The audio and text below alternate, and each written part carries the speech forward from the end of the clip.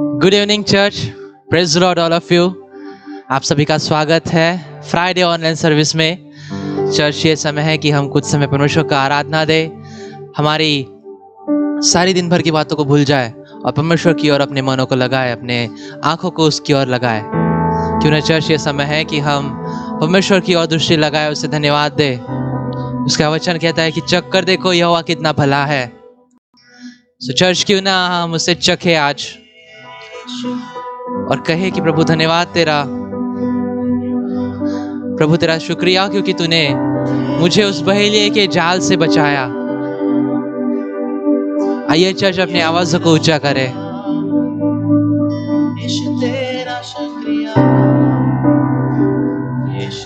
उसका वचन कहता है कि वो हमारे साथ हरदम है।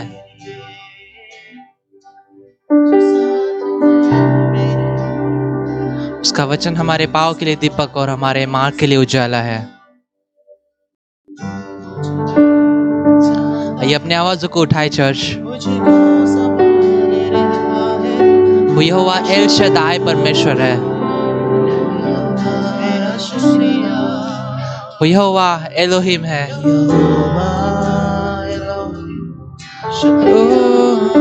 तू एदोनाई है।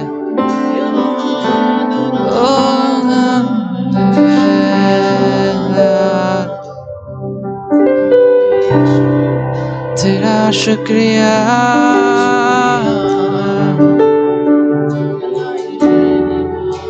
ओ तेरा शुक्रिया,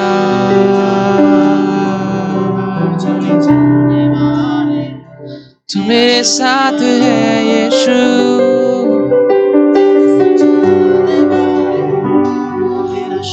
तू हरदम मेरे साथ है। ये चर्च हम अपने आवाज़ को ऊंचा करें। हम शांत न रहे लेकिन उसकी आराधना करते रहे। उसकी आराधना में छुटकारा है, उसकी आराधना में चंगाई है, उसकी आराधना में सामर्थ है, उसकी आराधना में जय है।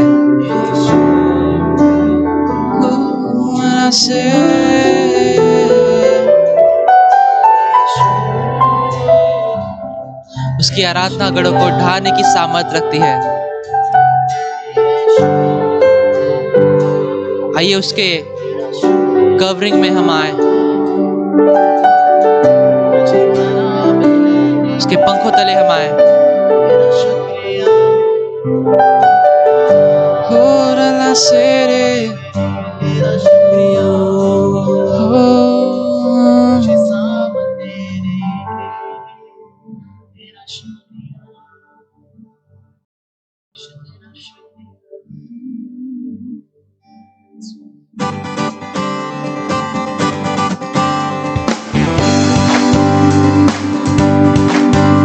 ताली बजाकर इस गीत को गाए। मैं जाऊंगा जहां मैं,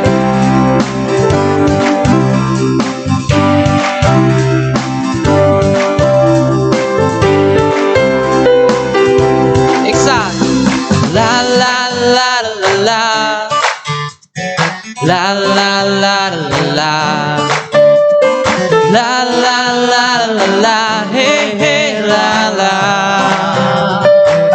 आइए मिलकर गाए। हे ला ला ला ला ला ला ला ला ला ला ला ला ला हे हे ला ला। मैं जाऊंगा जहां में तेरी रोशनी को लिए, तब दुनिया देखेगी तेरी रोशनी। मैं जाऊंगा जहां में तेरी रोशनी को ले, तब दुनिया देखेगी तेरी रोशनी। ला ला हे ला ला ला ला ला ला ला ला ला ला ला ला ला हे हे ला ला।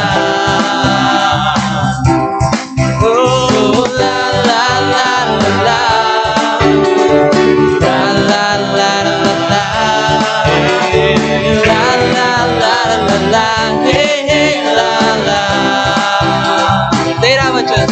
तेरा वचन है मेरे पाँव की ज्योति, फैलाऊंगा इसको मैं सारे जहां में। तेरा वचन है मेरे पाँव की ज्योति, फैलाऊंगा इसको मैं सारे जहां में। मैं जाऊंगा जहां में तेरी रोशनी को ले, तब दुनिया देखेगी तेरी रोशनी। मैं जाऊंगा जहां में तेरी रोशनी को ले, तब दुनिया देखेगी तेरी रोशनी। ला ला हे ला ला ला ला ला ला ला ला ला ला ला ला हे हे ला ला। एक बार हे ला ला ला ला ला ला ला ला ला ला ला ला हे हे ला ला। ना मैं जीऊंगा किसी और में अब, सांसें भी मेरी तेरी हुई। ना मैं जीऊंगा किसी और में अब, सांसें भी मेरी तेरी हुई। मैं जाऊंगा जहां में तेरी रोशनी को लिए, तब दुनिया देखेगी तेरी रोशनी रोशनी। मैं जाऊंगा जहां में तेरी रोशनी को लिए, तब दुनिया देखेगी तेरी रोशनी। ला ला ला ला ला ला ला ला ला ला ला ला ला ला हे हे ला ला। एक बार ला ला ला ला ला ला ला ला ला ला ला ला हे हे ला ला।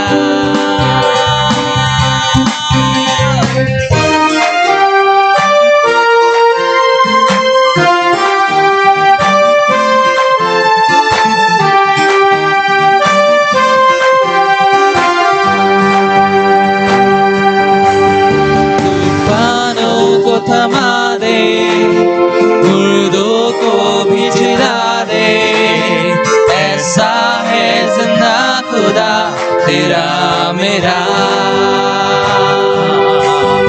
तूफानों को थमा दे, मुर्दों को भी जिला दे, ऐसा है जिंदा खुदा तेरा मेरा। मैं जाऊंगा जहां में तेरी रोशनी को लिए, अब दुनिया देखेगी तेरी रोशनी। मैं जाऊंगा जहां में तेरी रोशनी को लिए, तब दुनिया देखेगी तेरी रोशनी।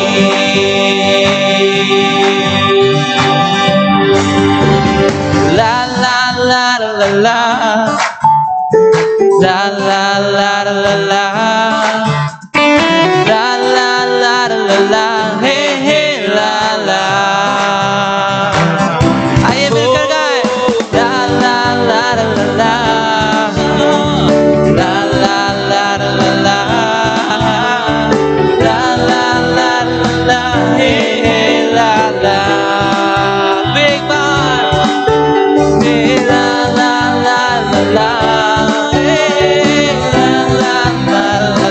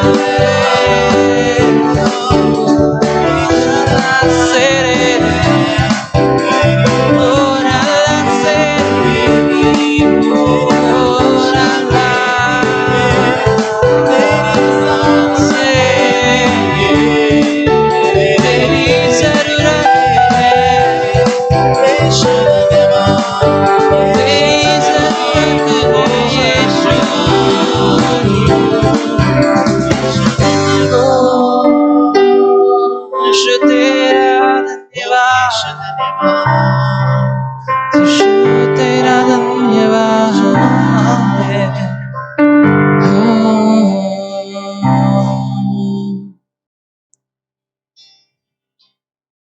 हाँ प्रभु, हम तेरा शुक्रिया करते हैं कि ये सारी दुनिया तूने बनाई है, हम तेरी रचना है प्रभु। ये सांस भी जो हम लेते हैं प्रभु तेरी मेहरबानी है।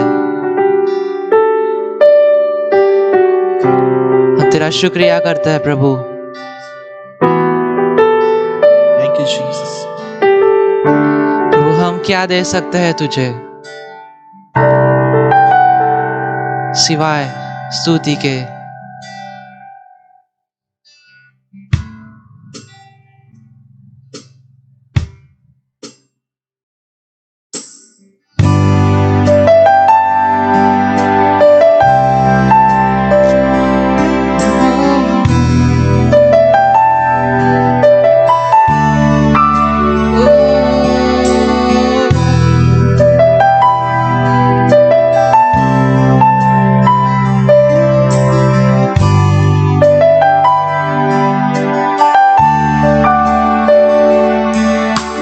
क्या दे सकता हूँ, क्या ला सकता हूँ, कहता तुझे बस शुक्रिया।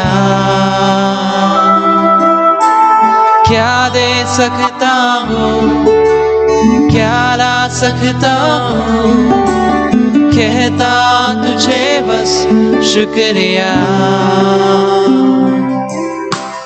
तुझ में ही मेरी सुबह, तुझ में ही हर शाम, तुझसे ही करता शुरू हर कोई काम। शुक्रिया करता हूँ मैं लेके तेरा नाम, आदर और धन्यवाद आज तेरे नाम। शुक्रिया शुक्रिया शुक्रिया तेरा, शुक्रिया शुक्रिया शुक्रिया यीशु तेरा।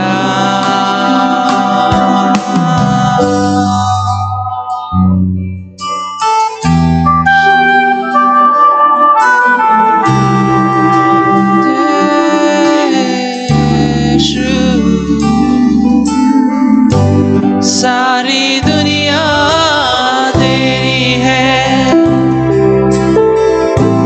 सब कुछ तूने बचाया है। सारी दुनिया तेरी है, सब कुछ तूने बनाया है। मुझको भी तूने बनाया है, तेरे जैसा किया है। मुझको भी तूने बनाया है, तेरे जैसा किया है। क्या दे सकता हूँ, क्या ला सकता हूँ, कहता तुझे बस शुक्रिया। क्या दे सकता हूँ, क्या ला सकता हूँ, कहता तुझे बस शुक्रिया शुक्रिया शुक्रिया शुक्रिया तेरा, शुक्रिया। आइए उसका शुक्रिया करें चर्च। शुक्रिया शुक्रिया यीशु तेरा।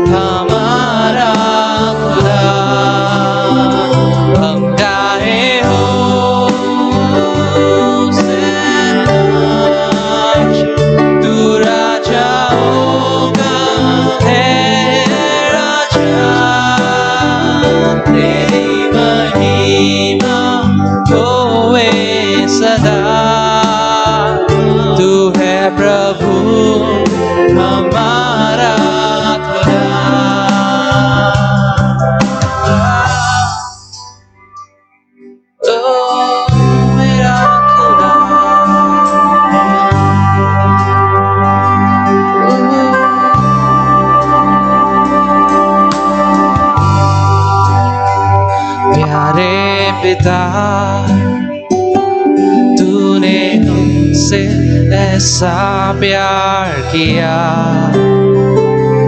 हमें पापों से छुड़ाने को अपने बेटे को कुर्बान किया। प्यारे पिता तूने हमसे ऐसा प्यार किया, हमें पापों से छुड़ाने को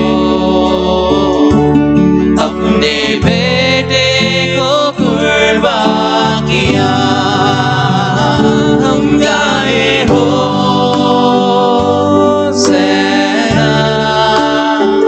तू राजाओं का है राजा, तेरी महिमा होवे सदा। तू है प्रभु हमारा खुदा। हम गाए होसैना,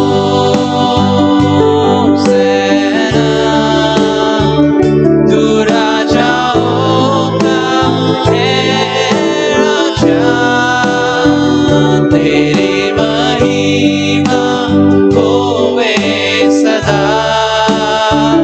तू है प्रभु हमारा खुदा।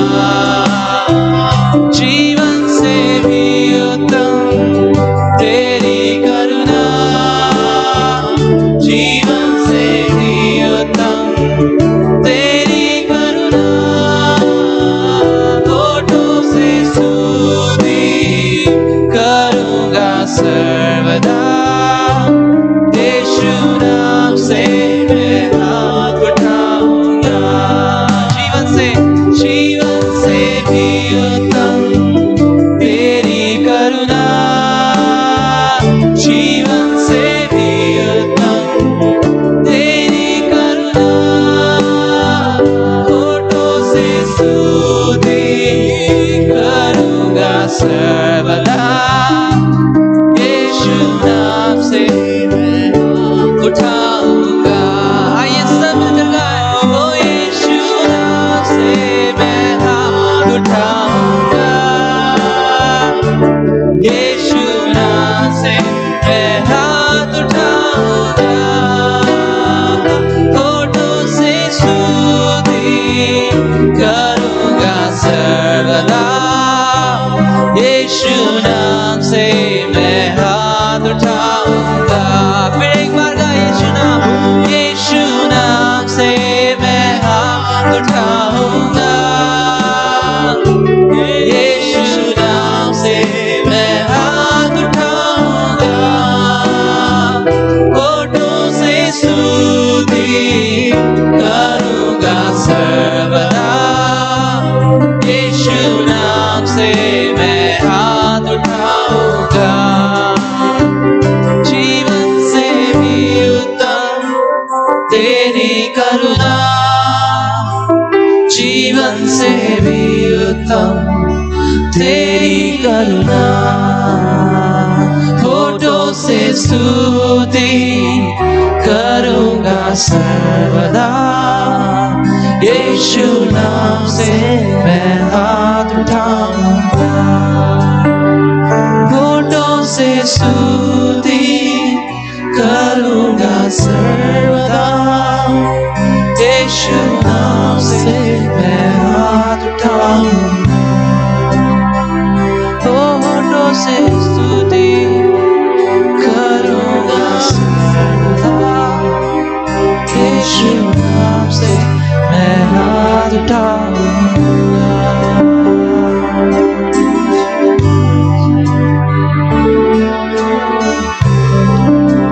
मेरा से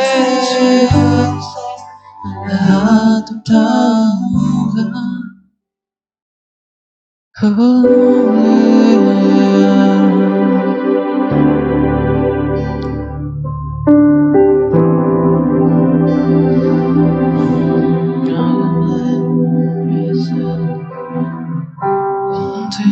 Serena Carandera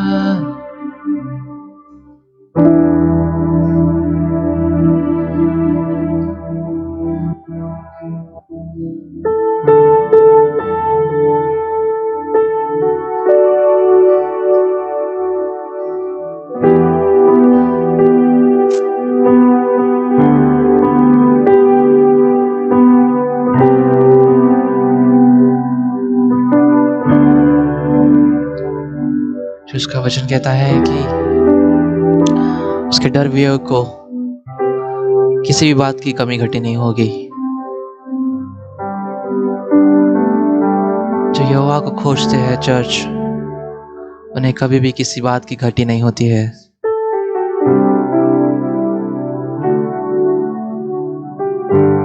क्यों ना आज उसके शरण में ले, हम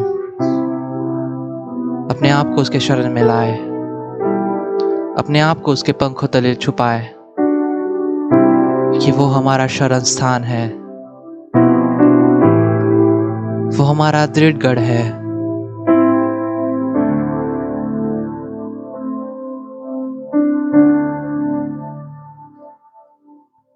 वो हमारा रक्षक परमेश्वर है। He is our Savior. हम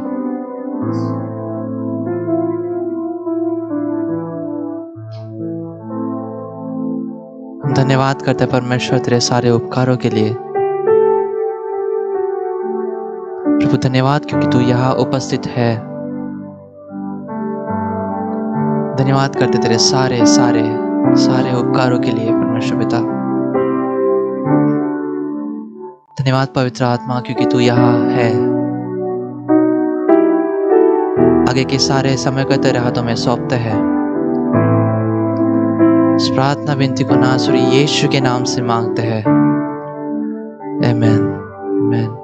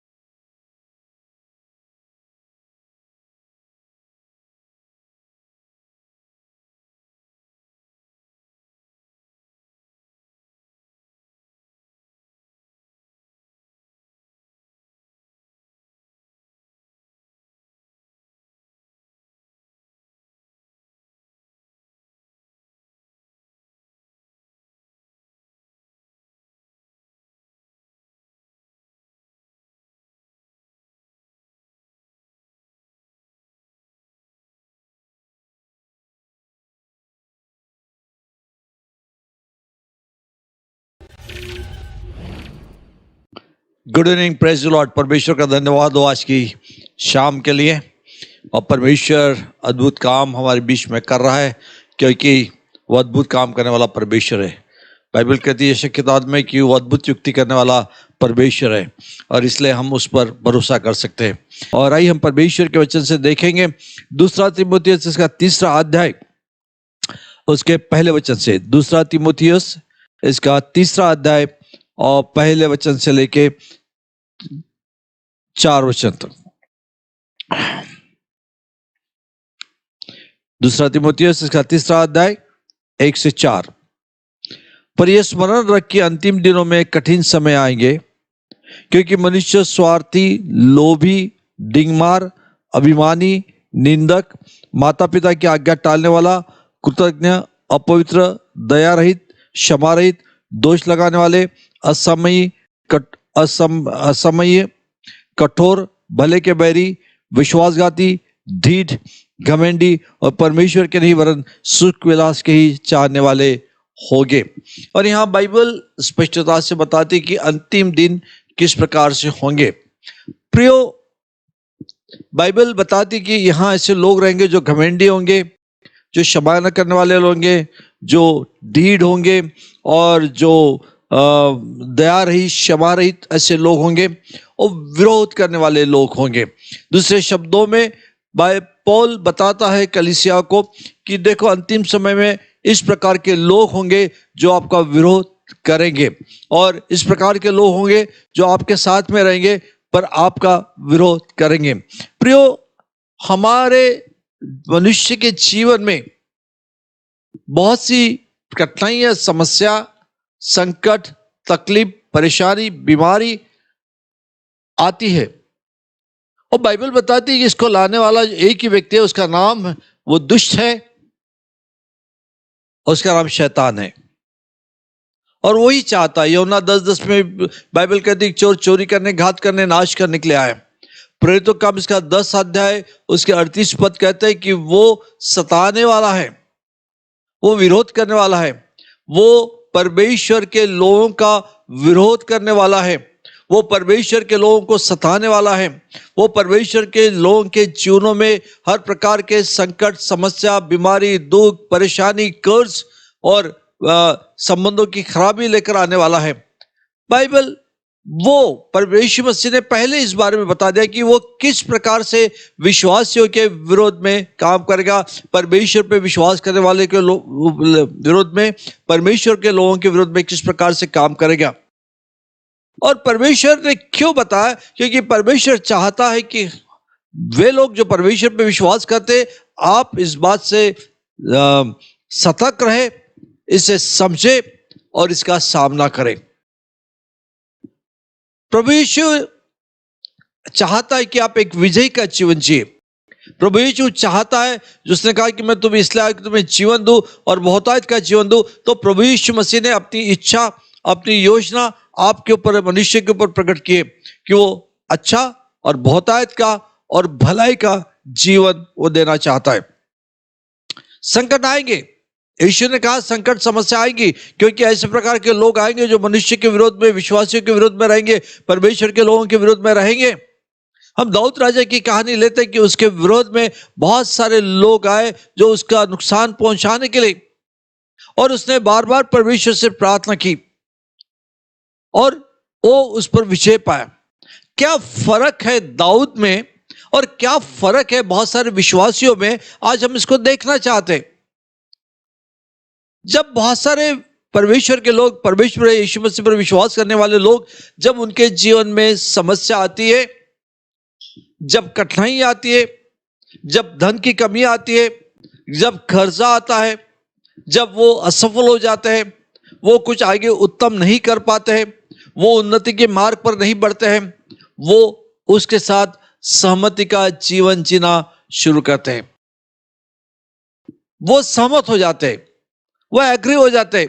शैतान ने जो कुछ भी लाया उसके साथ वो कहते हैं शायद मेरे जीवन में यही लिखा हुआ है, यही शायद परमेश्वर की इच्छा है, अब मैं इसमें से बाहर निकल नहीं सकता हूं, मुझे ऐसे ही जीवन जीना पड़ेगा। मैं एक अगर छोटे घर में रहता हूं तो मुझे इससे मैं, मेरे बच्चे, फिर मेरे बच्चे, वो सब यही सी छोटे घर में रहेंगे। ये बीमारी अब बनी रहेगी, इसमें से मैं निकल नहीं पाऊंगा। बहुत से लोग अपनी समस्या के साथ में सहमति को दर्शाते हैं।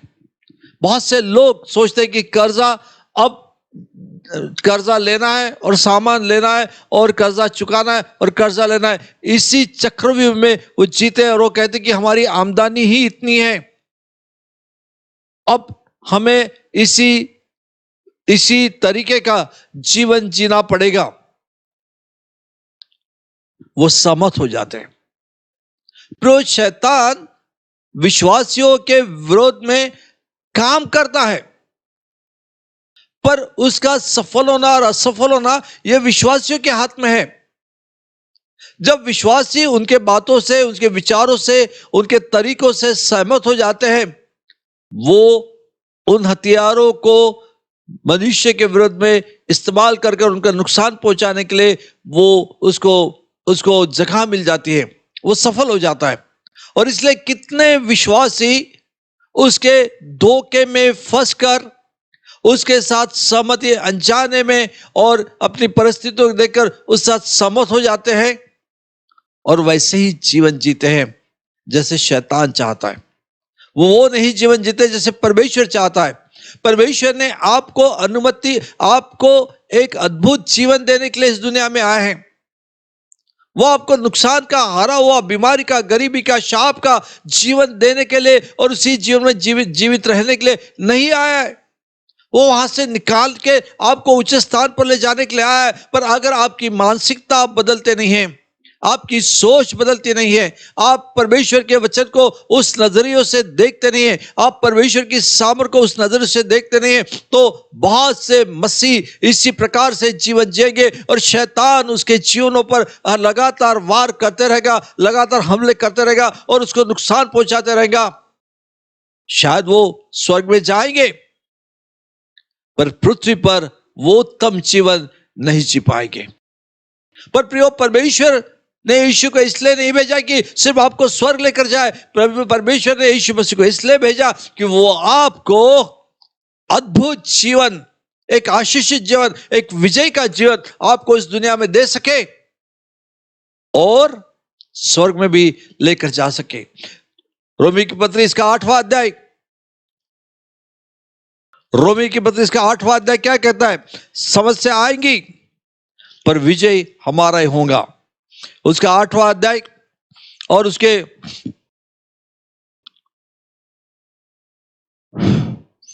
हम लोग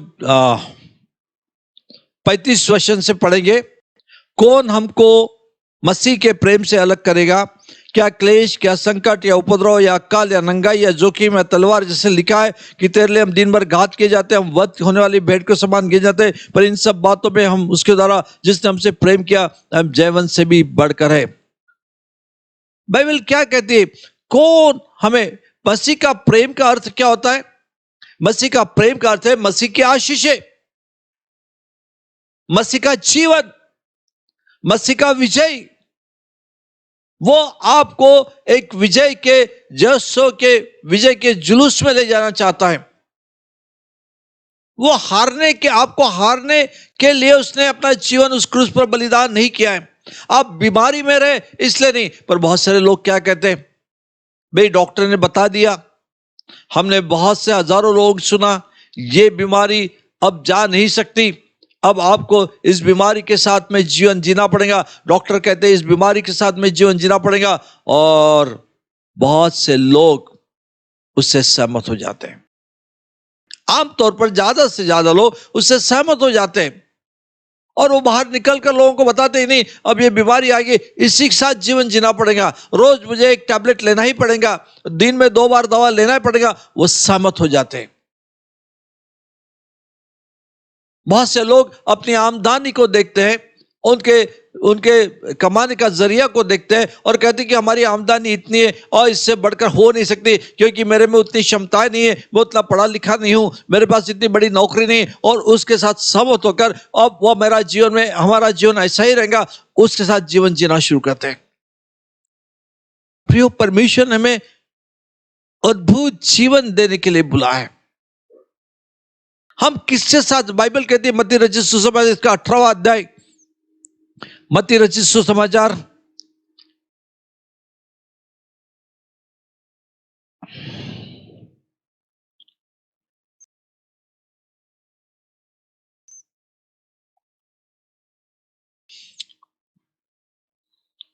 इसका 18वां अध्याय और 18 पद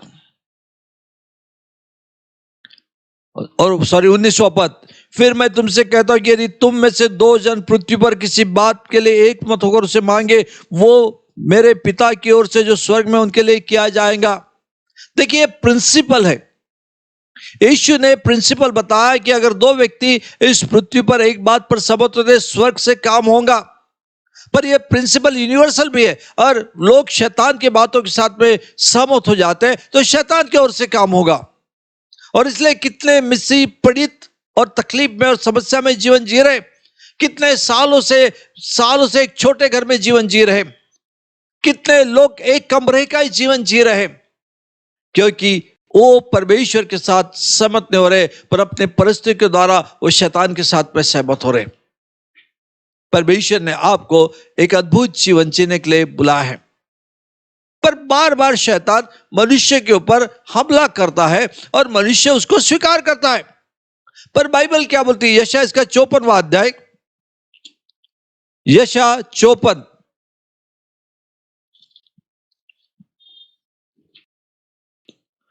उसका 17वां पद, यशायाह 54 उसका 17वां पद।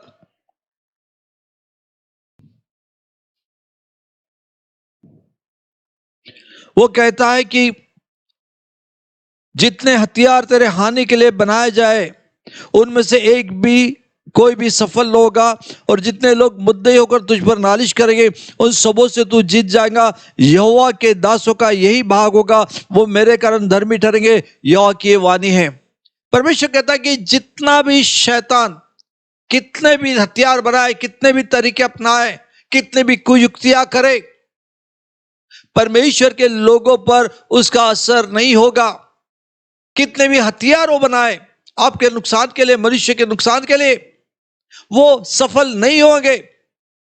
पर हम देखते उल्टा क्यों, बहुत से लोगों के जीवन में, बहुत से विश्वासी के जीवन में दुख, परेशानी, तकलीफ, बीमारी, न समाप्त होने वाली कर्जा, सब कुछ उनके जीवनों में देखता, क्योंकि वो ये बात को समझते रहे कि वो हथियार जो शैतान की ओर से है वो उनके विरुद्ध में काम नहीं कर सकता है, क्योंकि परमेश्वर के दासों का यही भाग है। पर वो उस बात से सहमत नहीं होते, वो परमेश्वर के साथ सहमत नहीं होते, परमेश्वर के प्रतिज्ञाओं के साथ सहमत नहीं होते। ऐसी कोई बात नहीं जो आपके विरुद्ध में बनाई गई है और वो सफल होंगी। परमेश्वर, शैतान किसी भी प्रकार की कोई भी हथियार आपके विरुद्ध बनाएगा वो सफल नहीं होगा, कोई भी युक्तियां करेगा वो सफल नहीं होगा, कोई भी प्रकार की समस्या आपके जीवन में लाएगा वो उससे आप पार निकलेंगे, वो आपके जीवन में प्रभाव डाल नहीं पाएंगी, क्योंकि इसी प्रकार से आपको बनाया गया है।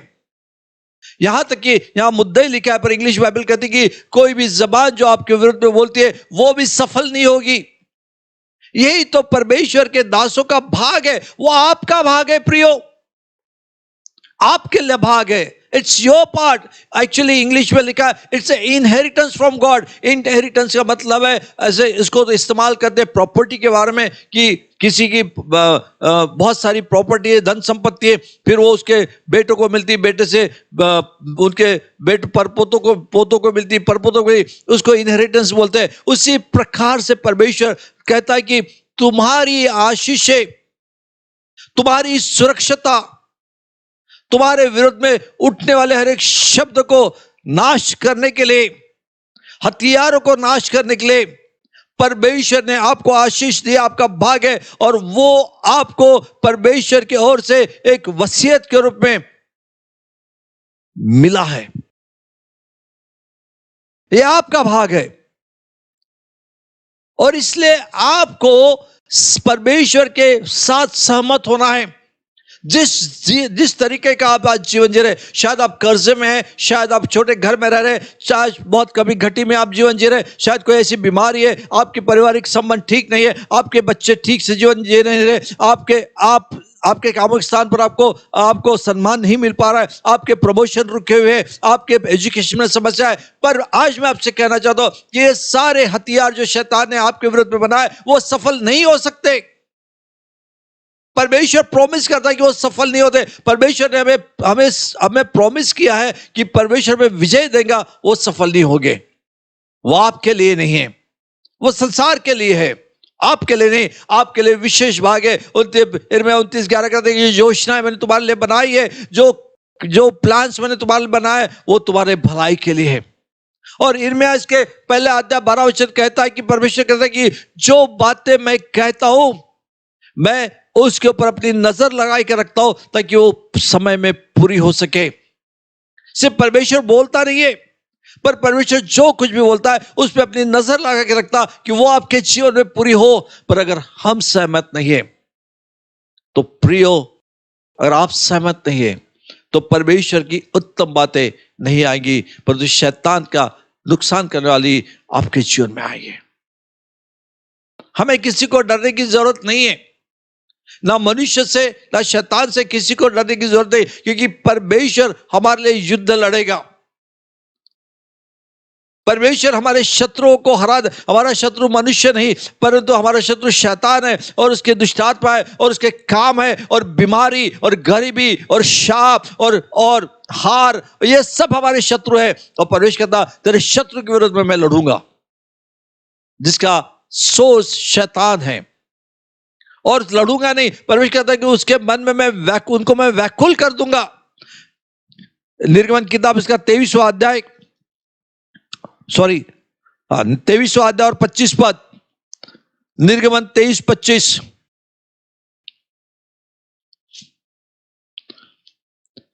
और आपके पास बाइबल है तो निकाले उसे पढ़े। 25 से आगे 25, 26, 27। तो अपने परमेश्वर यहोवा की उपासना करना, तब वह तेरे अन्न जल पर आशीष देगा। तेरे देश में न तो किसी गर्भ गिरेगा न कोई बांझ होगी। तेरी आयु में पूरी करूंगा। जितने लोगों के बीच में तू जाएगा उन सबों के मन में मैं अपना भय पहले से ऐसा संवा दूंगा कि उनको व्याकुल कर दूंगा और तुझे सब शत्रुओं की पीठ दिखाऊंगा। परमेश्वर कहता है कि तू अगर मेरी उपासना करता है तू बीमार नहीं रहेगा, तू गरीबी में नहीं रहेगा, तू बांझ नहीं रहेगा, तेरा गर्भ नहीं गिरेगा, तो समय से पहले नहीं मरेगा, क्योंकि तू मेरी उपासना करता है। इसलिए तू नहीं मरेगा, तू नहीं बीमार रहेगा, पर तू अपनी पूरी आयु जिएगा और तेरे शत्रु व्याकुल हो जाएंगे। वो तेरे सामने खड़े नहीं हो पाएंगे, वो तुझे पीठ दिखाएंगे। बाइबल कहती है निर्गमन व्यवस्था किताब इसका 27वां अध्याय 28वां अध्याय, व्यवस्था किताब इसका 28वां अध्याय और उसके 7वें पद को, यहोवा ऐसा करेगा, तेरे शत्रु जो तुझ पर चढ़ाई करेंगे वे तुझसे हार जाएंगे। वे एक मार्ग से तुझ पर चढ़ाई करेंगे और तेरे सामने से 7 मार्ग से होकर भाग जाएंगे। आपका दुश्मन, आपका शत्रु जो शैतान है, वो आपके सामने खड़ा नहीं रह सकता, उसको भागना ही पड़ेगा, 7 मार्ग से भागना पड़ेगा। और आप परमेश्वर की आज्ञा पर चलते हैं, उससे सहमत होते हैं, उस पर विश्वास करते हैं, चाहे समस्या एक मार्ग से क्यों ना आए, भारी तादाद में क्यों ना आए, पर वो 7 मार्ग से आपके पास से दूर चले जाएगी। और प्रॉमिस क्या कहता है, पर तो आगे कहता है कि तेरे खत्तों पर जितने कामों में तो हाथ लगा उन सबों पर यहोवा तुझे आशीष देगा। क्या कहता है, तेरे शत्रु भाग जाएंगे पर तुझे आशीष मिलेगी। परमेश्वर आपके लिए काम कर रहा है, वो आपके जीवन को, आपकी परिस्थितियों को बदलना चाहता है। शैतान बुरी परिस्थिति लेकर आता है, परमेश्वर उसको निकालकर अच्छी परिस्थिति आपके जीवन में लाता है, पर आप किस साथ सहमत होते हैं। दूसरा इतिहास की किताब इसका 19-20वां अध्याय और यहां लिखा है कि यहोशापात राजा के ऊपर अम्मोनियों ने हमला कर दिया और वो सब डर गए। और ये लिखा है तीसरे आयत, तो यहोशापात डर गया और यहोवा की खोज में लगा गया। वो डर कर भाग नहीं गया, वो डर कर अविश्वास में नहीं आया, वो डर कर उसने सहमति नहीं हुई, डर कर उसने अपने आप को सरेंडर नहीं कर दिया मोआबियों और अम्मोनियों के हाथ में, पर वो परमेश्वर की खोज में लगा रहा। हो सकता है कि परिस्थिति आपके जीवन में डर लेकर आएगी, डॉक्टर के शब्द आपके मन में डर लेकर आएंगे, शायद आपकी परिस्थिति, आपका कर्जा, आपको कर्जा मांगने वाले आपके डर लेकर आएंगे, पर हमें डरने की जरूरत नहीं है। यहोशापात डर गया पर परमेश्वर की खोज में लगा रहा। उसने अपने आप को उस परिस्थिति के हाथ में सरेंडर नहीं किया, वो शरणगत नहीं हुआ, अपने आप को दे देने परिस्थिति। आज कितने मसीह लोग अपने आप को उनके जीवन में होने वाली परिस्थिति के हाथ में अपने आप को दे देते हैं और उस परिस्थिति में जीवन जीना शुरू करते हैं और कहते कि शायद मेरे भाग्य में यही लिखा था, शायद परमेश्वर की यही इच्छा होगी। जब मैं बीमार पड़ गया तो मुझे लगा कि ये परमेश्वर की इच्छा है। मैं सबको बताता परमेश्वर की इच्छा है, मैं बीमार पड़ गया ताकि परमेश्वर मेरे द्वारा अच्छा काम करवाना चाहता है। 2 महीने हो गए, 4 महीने हो गए, 6 महीने हो गए, 8 महीने हो गए, 1 साल हो गया, 2 साल हो गया उस बीमारी से बाहर। और एक बार मुझे सवाल मेरे मन में आने लगा, कितने साल मुझे ऐसे बीमारी में रहना पड़ेगा जिससे मैं परमेश्वर की सेवा उत्तमता से और अभिषेक में कर पाऊंगा। मैं शैतान के झूठ में फंस गया था। शैतान ने मेरे अंदर में झूठ डाल दिया कि अगर तू बीमार रहेगा तो परमेश्वर की महिमा करेगा और तेरी बड़ी सेवकाई होंगी। और एक दिन किसी ने मुझे पूछा कि तेरी बीमारी कितने दिनों के बाद समाप्त होगी, कब इस बीमारी से बाहर निकलेगा? और फिर मेरे पास सवाल आया, न जाने कितने लोग मेरे जैसे ही जीवन जी रहे होंगे, परंतु यहोशापात डर गया और वो यहोवा की खोज में लगा रहा। और फिर परमेश्वर ने उनसे क्या किया? 20-15 वचन, तब वह कहने लगा, हे सब यहूदियों और यरूशलेम के रहने वालों, हे राजा यहोशापात, तुम सब ध्यान दो। यह तुम में से यूं कहता है कि तुम इस बड़े भीड़ से मत डरो और तुम्हारा मन कच्चा न हो, क्योंकि युद्ध तुम्हारा नहीं परमेश्वर का है। आप जिस भी परिस्थिति से आप गुजर रहे होंगे, परमेश्वर कहता है तुम्हारा मन कच्चा न हो, डरो मत, और तुम्हारा मन भी कच्चा न हो। आपकी परिस्थिति से बाहर निकालने वाला परमेश्वर आपके साथ में हो, कहता युद्ध तुम्हारा नहीं मेरा है। प्रिय, इस बात को समझने की हमें आवश्यकता है कि परमेश्वर कहता है युद्ध तुम्हारा नहीं मेरा है। हर एक विश्वासी के लिए परमेश्वर उस युद्ध करने के लिए तैयार है और उसको उस परिस्थिति से बाहर निकाले, उसके शत्रुओं को दबाने के योग्य वो परमेश्वर, सामर्थ्य परमेश्वर है। परंतु हमारी सहमति होना चाहिए। आज हम किसकी खोज कर रहे हैं? आज क्या हमारा मन कच्चा है? क्या हम डर गए हैं? हम उनके इस बातों के साथ सहमत हो गए?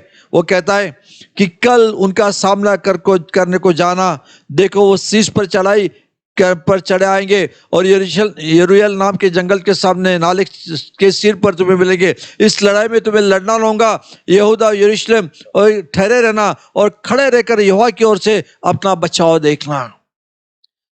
क्या परमेश्वर ने बताया? जाओ, परिस्थितियों के सामने खड़े रहो।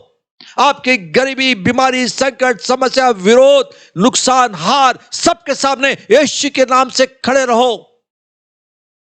जब तक हम खड़े रहना नहीं सीखते हैं, कितने लोग दुबक जाते, भाग जाते, फिर जाते, परमेश्वर से दूर चल जाते, चर्च जाना छोड़ देते, प्रार्थना करना छोड़ देते, विश्वास का जीवन जीना छोड़ देते। जरूरत नहीं है प्रिय इसकी।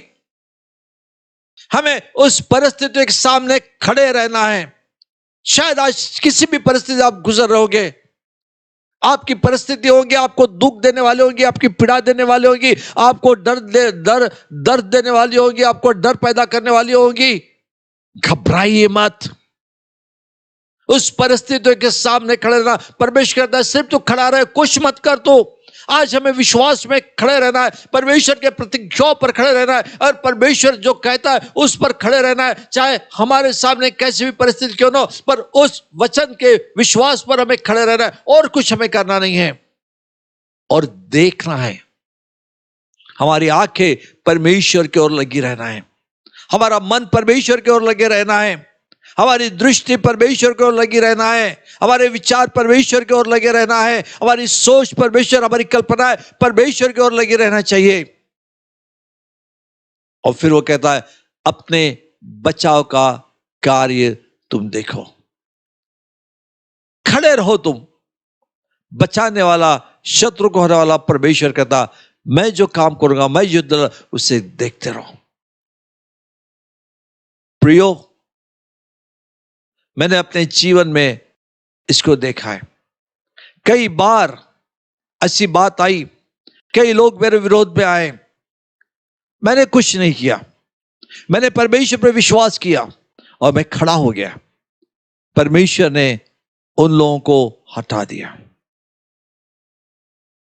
जब मुझे ऐसे लग रहा था गरीबी है, कमजोरी है, बीमार, कर्ज है, मैं खड़ा रहा। परमेश्वर ने उसमें से मुझे बाहर निकाला। वो तुम्हारा बचाव करेगा और तुम्हें जय दिलाएगा। वो तुम्हें बचाव करेगा और तुम्हें जय दिलाएगा। तुम्हें इससे विश्वास में खड़े रहने के, ना जाने आज कितने लोग विश्वास से भटक गए हैं, न कितने लोग हम कहते हैं चर्च में जा रहे, प्रार्थना कर रहे, पर जब समस्या है उसका विश्वास से सामना नहीं कर पा रहे, उसके लिए विश्वास से खड़े नहीं हो पा रहे। जब बात होती है तब हम विश्वास की बातें नहीं करते हैं, हम अकेले में रहते हैं तो विश्वास के बारे में नहीं सोचते हैं, हम हार और कमजोरी और डर के बारे में सोचते हैं। आज आपकी मानसिकता बदलने की आवश्यकता है, आपके विचार बदलने की आवश्यकता है। क्या आप उसी स्थिति में रहना चाहते हो? अब प्रभु यीशु मसीह को जीवन देने के बाद आप क्या उसी छोटे घर में रहना चाहते हो? आप उसी गंदे जगह में रहना चाहते हो? आप प्रभु यीशु मसीह को जीवन देने के बाद उसी कर्जों में जीवन जीना चाहते हो? आप यीशु मसीह को जीवन जीने के बाद उतनी छोटी आमदनी में जीवन जीना चाहते हो, आपकी जिसमें आपकी पूरी आवश्यकता पूरी नहीं होती है, आपके बच्चों की आवश्यकता पूरी नहीं, क्या उसमें रहना चाहते हो? क्या यीशु मसीह को जीवन देने के बाद वो जो बीमारी आपके पास लगे उस बीमारी में जीवन जीना चाहते हो? यीशु मसीह में आने के बाद आपके पारिवारिक संबंध ठीक नहीं, क्या उसमें ही जीवन जीना चाहते हो? आपका प्रमोशन नहीं हो रहा है, क्या उसमें आप जीवन जीना चाहते हो? आपका व्यवसाय नहीं फल रहा है, क्या उसमें आप जीवन जीना चाहते हो या उसमें से बाहर निकलना चाहते हो?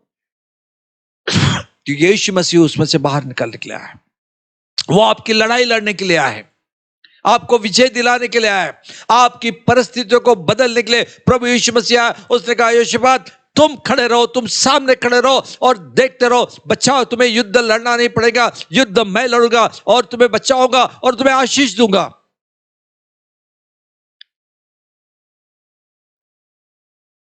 कल परमेश्वर तुम्हारे साथ में होगा, तुम्हें लड़ना नहीं पड़ेगा, आपको संघर्ष करने की जरूरत नहीं, आपको विश्वास में खड़े रहने की जरूरत है। और इसलिए आपको विश्वास में खड़े रहना तो अपने विचारों को बदलना पड़ेगा। आपकी परिस्थिति को परमेश्वर पूरी तरह से बदल देगा। उसकी आज्ञा मानो, उसकी आराधना करो, उसकी खोज करो, उस पर विश्वास करो और उस विश्वास में खड़े रहो। परमेश्वर सब प्रकार की परिस्थिति बदलेगा और उत्तम स्थान परमेश्वर आपको देगा। उत्तम नौकरी, उत्तम घर, उत्तम व्यवसाय, उत्तम बिजनेस, उत्तम बुद्धि, उत्तम पढ़ाई, उत्तम जीवन साथी, सब कुछ परमेश्वर आपको उत्तम देगा। वो परिस्थिति को बदलने वाला परमेश्वर है। शैतान चोरी करने, घात करने, नाश करने आया, पर यीशु मसीह जीवन देने और भला। ये ऐसी परिस्थितियां आएंगी, जैसे कहा पौल ने कहा तीमुथियुस के अंतिम दिनों में आएंगे ऐसे लोग आएंगे जो आपके विरोध में खड़े होंगे, जो आपको तकलीफ भी देंगे, आपको समस्या खड़ी कर देंगे, पर आपको डरने की जरूरत नहीं है। परमेश्वर उन लोगों को भी आपके जीवन से हटा देगा। परमेश्वर उन लोगों को भी आपके जीवन से हटा देगा और सही व्यक्ति आपके जीवन में लेकर आएगा जो आपके लिए आशीष का कारण होगा। प्रभु इन वचनों की आपकी सहायता करें, आपकी सोच, आपके विचार बदलने के लिए, विश्वास में खड़े रहने के लिए और परमेश्वर की महिमा देखने के लिए परमेश्वर आपकी सहायता करें। God bless you. आइए हम दुआ करेंगे।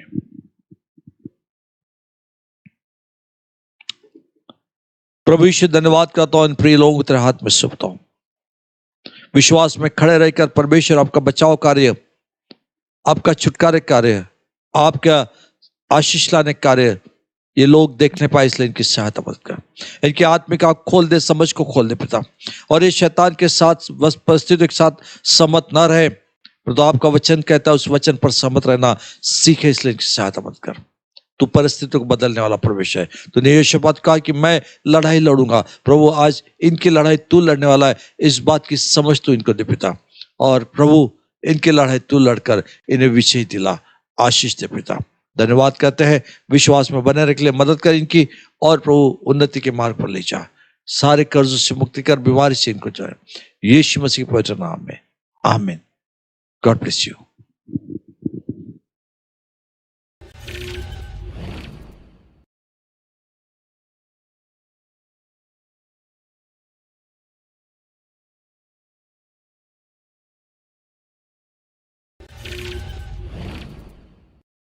आप सभी का धन्यवाद, आप हमारे साथ जुड़े हैं, आपने परमेश्वर के वचन को सीखा है। सो चर्च, अगर आपने किसी बात को मिस किया है, किसी पार्ट को आपने मिस किया है, तो आप इस वचन को बार बार सुने। ये वचन यूट्यूब पे, हमारे यूट्यूब पे चैनल पर अवेलेबल है, सो आप इसे बार बार सुने, इसमें से सीखें। परमेश्वर आपको इस वचन में से और प्रगटीकरण देगा, आप परमेश्वर के वचन में और अधिक परिपक्व होते जाएंगे। हालेलुया। सो चर्च, कल शनिवार है और सैटरडे की मध्यस्थी की प्रार्थना हमारी ठीक शाम को 6 बजे जूम ऐप पे होती है। आप सब लोग हमारे साथ जुड़िए ताकि हम मिलकर प्रार्थना करेंगे हमारे देश के लिए, परिस्थितियों के लिए। अगर आपके पास कोई प्रार्थना निवेदन है तो आप उसे भी हमें व्हाट्सएप के जरिए, मेल के जरिए, मैसेज के जरिए, फोन के जरिए आप हमें बताएं, ताकि हम उसके लिए मिलकर प्रार्थना करेंगे और परमेश्वर आपके जीवन में अद्भुत काम करेगा। और इसी के साथ हमारी रविवार की आराधना सुबह 10 बजे होगी यूट्यूब और फेसबुक चैनल पर। सो आप इसमें भी सम्मिलित होइए ताकि परमेश्वर आपको इसके द्वारा आशीषित करे। जो लोग पहली बार हमारे साथ इस चैनल को देख रहे हैं, मैं आपको बता दूं कि हर शुक्रवार और रविवार को हमारी आराधना होती है। शुक्रवार को ठीक शाम को 7 बजे और रविवार को ठीक सुबह 10 बजे हमारी आराधना होती है। सो आप हमारे साथ बने रहे। प्रभु आपको आशीष दे। आने वाला सप्ताह आप सभी के लिए आशीष का हो। Thank you. God bless you.